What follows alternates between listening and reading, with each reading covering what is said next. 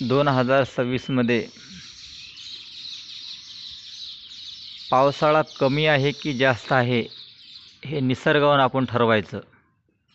कारण आपण पाहू शकता या ठिकाणी चिमण्यांनी खोपा ह्या विहिरीच्या बाजूला केलेला आहे.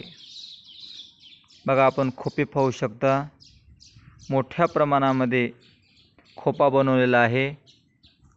याचा अर्थ असा आहे की कोणताही साप वगैरे खाली येऊ नये. जर आला तर डायरेक्ट पाण्यामध्ये जावा.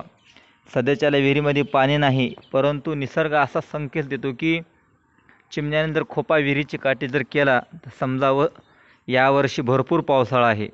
आता जरी नसला तरी पाऊस वाढणार आहे, विहिरीला पाणी येणार आहे, ह्या खोप्यातून कळतं. मग निसर्गाचा हा एक संकेत आहे.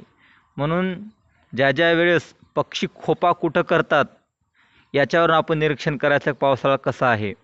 जर एखाद्या झाडावर केला असेल खोपा, एखाद्या बोराटीला जर खोपा केला असेल तर समजून घ्यायचं की यावर्षी पावसाळा कमी आहे.